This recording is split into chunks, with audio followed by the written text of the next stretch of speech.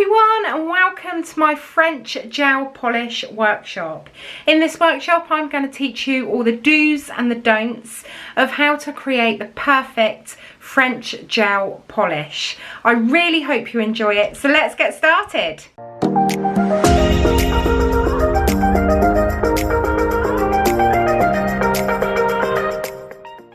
Hi everyone, and welcome to the French gel polish workshop. So in this workshop I'm going to teach you how to do a gel polish in the style of French and how to perfect it, because I know it is something that people really struggle with, but with the right tips, tricks and techniques you'll be able to perfect it rather than dread it when a client asks you for a French polish.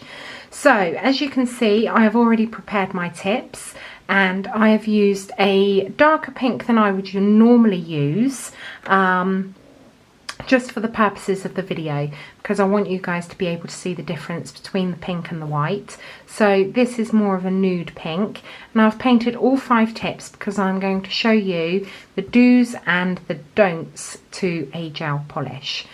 So I have done my 2 coats of gel polish. Obviously if this was on a client we will have done our prep and our base coat and then our 2 coats of polish. So I'm just going to take one of these off of the stand. Now back in the day we would have learnt how to do a gel polish straight from the bottle. So I am using my white gel polish, okay, straight from the bottle, and this is how not to do it. So obviously this is an extended tip, so normally a client's nail would come to about here and then all of this would be white. I'm not going to do that on this tip. I'm just going to concentrate on the edge, reason being that the rules will apply depending on whatever shape and whatever length your client's nails are. So traditionally we would have been taught to have got our brush straight from our bottle, okay, and loaded up with our gel polish, and we would have been taught to have gone around the nail like this and then around the nail like this and then tidied up that free edge. Now the problem with this is this brush is far too big to be able to create a nice crisp line, and it has also created a really uneven and inconsistent product application. So you can see there that we have got divots and patchiness and all sorts going on within that white. Now a white gel polish is going to show that up, and also the problem with using this technique straight from the bottle is that because the brush is so big, you are going to get products on your client's sidewalls. You are going to get products underneath the nail. Look, you can see there we've got lots of products underneath there, and you are also not going to get that really crisp smile line and also the inconsistency within the product. So that is how not to do it, because what would happen is we would put that in for a cure. It would cure really unevenly. You might get lumps, bumps and bobbles in it, and it's just really unsightly. This isn't nice and crisp like it should be. Your bunny ears, what we would call as the bunny ears, so the point of your smile line isn't even, and it's just really unsightly. And then you would cure that and go back in again, and that would create a slightly different smile line, and then you're chasing your tail all the time to try and get that white nice and even, which you don't want to be doing. So I'm going to move on to my next tips. That is how not to do it. So I'm just going to cure that so that stays where it is for later on in the video.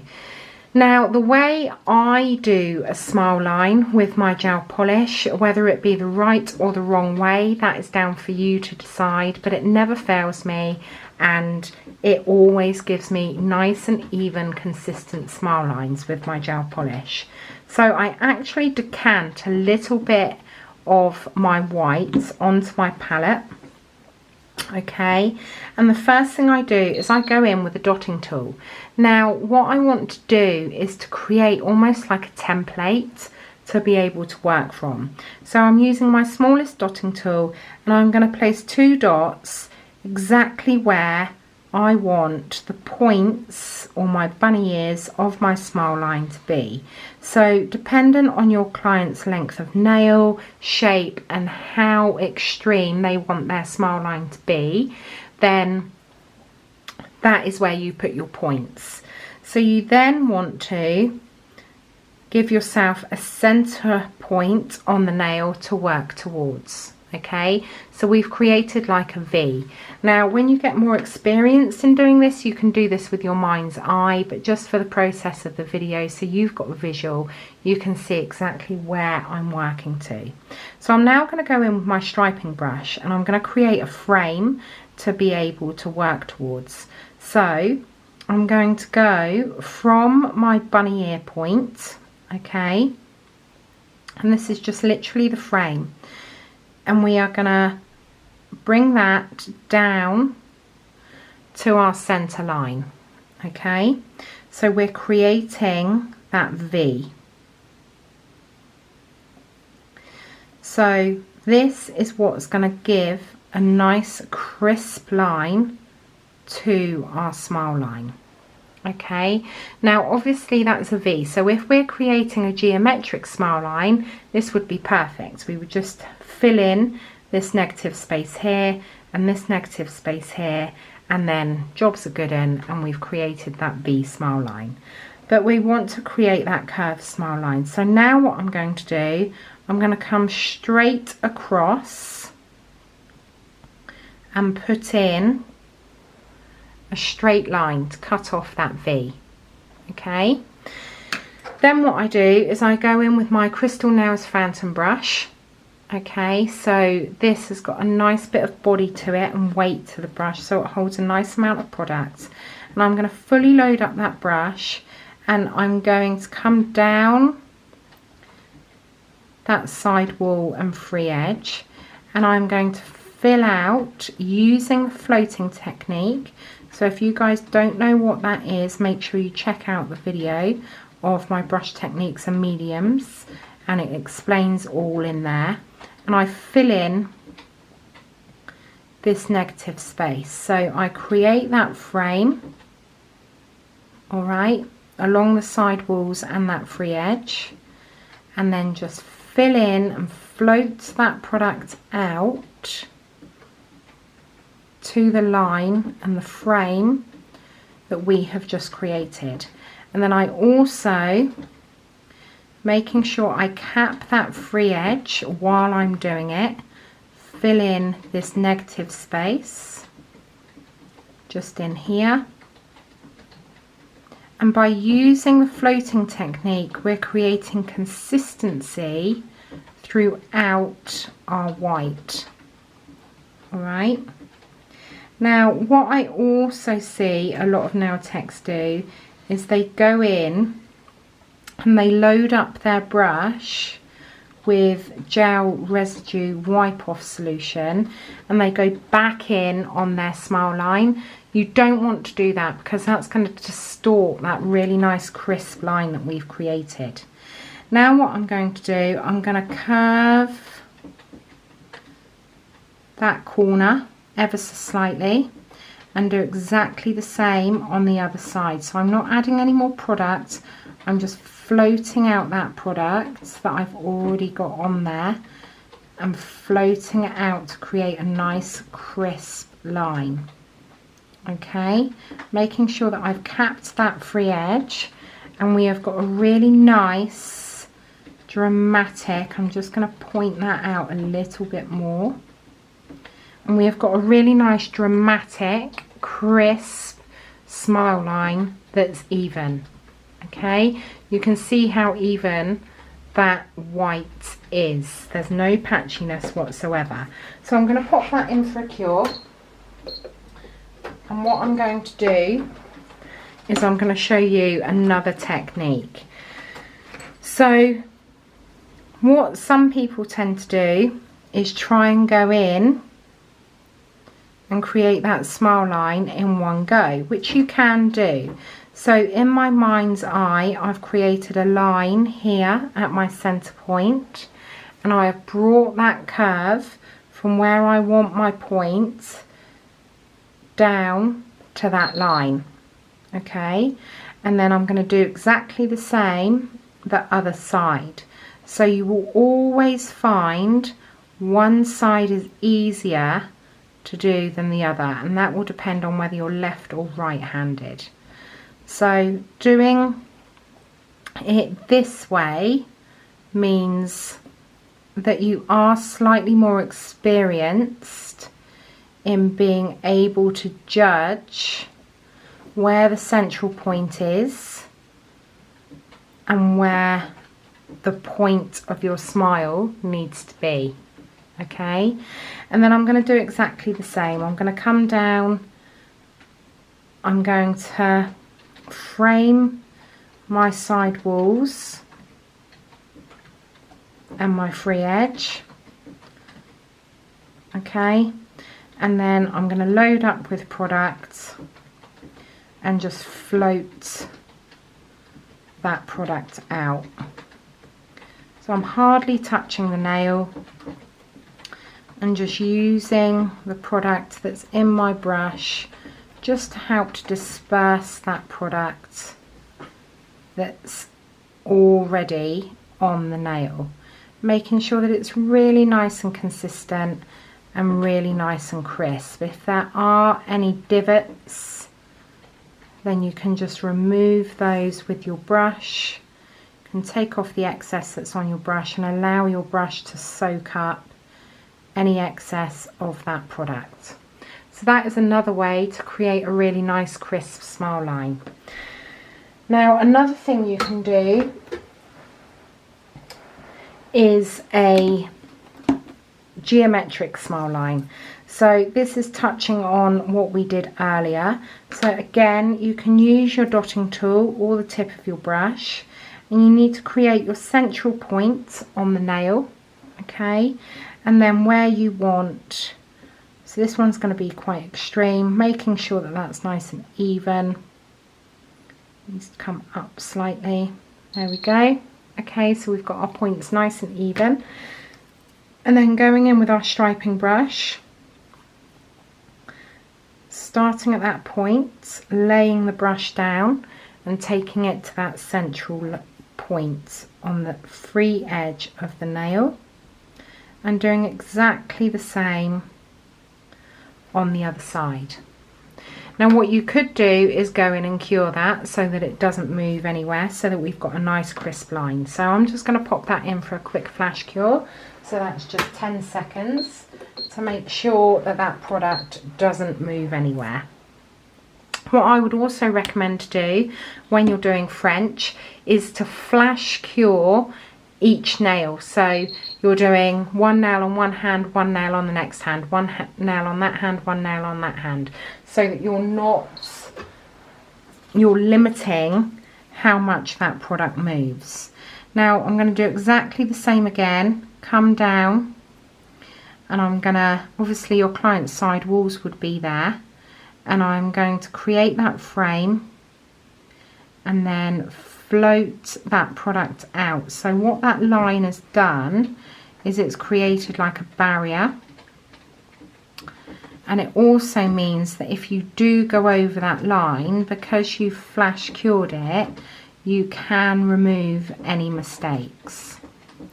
Okay, so making sure that that product's really nice and even in thickness and consistency, and then coming down this side wall and free edge, capping that free edge as well, and then floating that product up, butting it up to that line, and then floating it right up, making sure that our product is really nice and even and consistent. Okay, so you need to make sure that you don't go over that line because that's our frame, but you butt it right up against it, because you don't want to create a difference between the line and the product that you've put on there. So I'm going to pop that in now for a full cure, and I'm going to show you the difference with these nails. So this is the nail that I did from the bottle. Not perfect, not crisp, and by no means the standard that a French should be. This is the one I used the frame with, so you can see we've created a nice consistent even coverage, and this is the one we didn't use the frame with. And the other thing that you don't want to do, which I've seen a lot of people do, is go in this way. So they put in their polish, and the reason they do it this way is to create that consistency in the polish on the end. And then what they do is they take a brush with a little bit of cleanse on it, which not only ruins your brush, but it will also ruin the consistency of the nail, and then they go back in and round and remove that product. Now that's fine when you're working on a tip, but when you're working on a client, you're pulling that product and then you're pulling it down into their side wall. You don't want to do that, because it's going to overexpose that client to product, and you are also going to create like a hazy white film on your pink, which you don't want to do, and then you end up having to go back trying to remove that, and then you might bump into your white, and it's just not a great technique to use. It does create a nice crisp smile line, but you don't want to be pulling that white here, there and everywhere across that nail. So I'm just going to top coat these now, just so that you guys can see the consistency, and I'm just going to go in with a no wipe shiny top coat.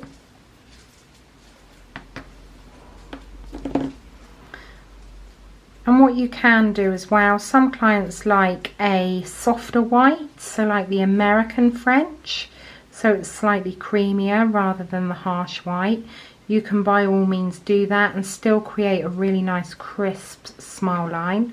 Or what you can do is use the bold white, but you can go over it with like a sheer pink, and by doing that, what that will do is it will knock the white back. So if I do it on this one, I've got like a sheer shimmery translucent pink, so you can see how it softens that white and makes it a lot less brash, but you have got that consistency in that smile line.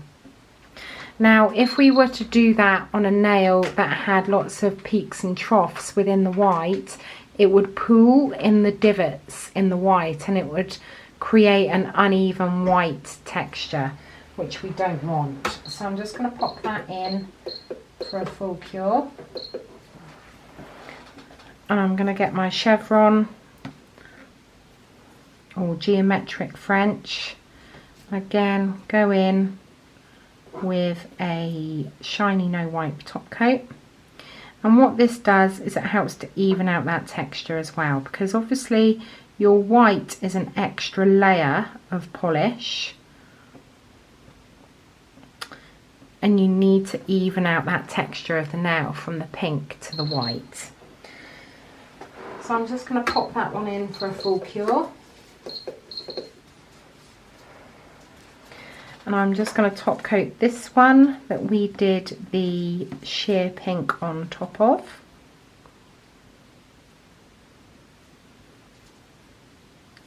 And if you do like a sheer pink over your pink and your white, you're already evening out that texture on the nail.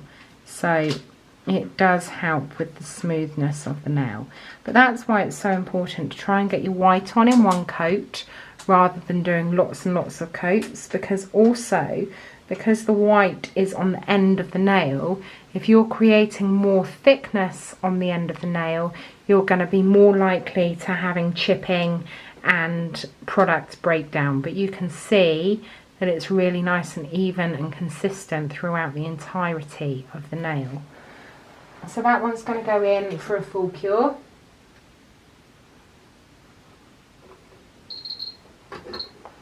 And while that one's curing, I can show you the difference in the nails. So this one we did straight from the bottle, which is really uneven, patchy and not very attractive at all.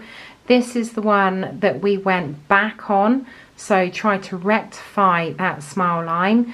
And we also need to remember that gel doesn't like to be played with too much, so the more you play around with it and the more gel residue wipe off solution you add to it, the more inconsistent that white is going to become. Okay, and then these are the two that we have done using the frame. So this is the one that I used the complete frame for, and you can see how consistent that white is and how nice and even it is. If that bit of blue tack wasn't there, there we go. You can see how nice and consistent and even it is, all right, and that white is really shining up, and that consistency across the entirety of the nail is nice and even. And then we have done our extreme chevron. So using our points on our bunny ears and our central point and our liner brush, we've been able to create an alternative French. And then this is the one that we used our mind's eye. Once you get more trained in doing your French and using that frame, you can use your mind's eye to map that out, and just using that central point to be able to create that curve. And then we also put that sheer pink on top just to knock that white back slightly. So the do's and the don'ts of a French gel polish, why we do certain things and why we don't. And it's really important to not do it straight from the bottle. Take your time, put your framework in and create that really nice crisp smile line and the consistency throughout the entirety of the set. The last thing you want is to have one nail that has got a smile line like this and then another nail whose smile line starts somewhere down here and the thickness is completely wrong and the ears are completely wrong and it's just all out of sync. You have to create that consistency across all of the nails. So it doesn't matter whether this nail was this long or whether the nail was this long or whether it was an extreme length nail. And obviously if you haven't hidden their natural nail bed, you will need to use a cover pink to hide their natural nail. So for this length of nail, their natural nail would probably come to about here, so you would need to extend that pink out, because the last thing you want as well is to create an imbalance between your pink and your white. They should complement each other. So at the most you would do it a third of the pink.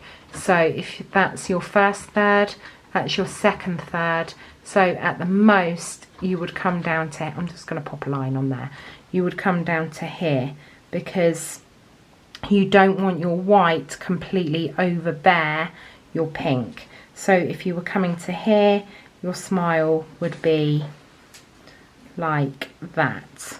Okay, so you need to think about the balance on the nail as well as the shape of your smile line. So I really hope this video has helped you guys to know what to do and what not to do when it comes to doing your gel polish French manicure. So that completes my French gel polish workshop. I really hope you guys have enjoyed this workshop, and if you did, please make sure you click the like button, and if you want to see any future workshops, please make sure you click the subscribe button and the notification bell. Thank you so much for joining me, and I'll see you all soon.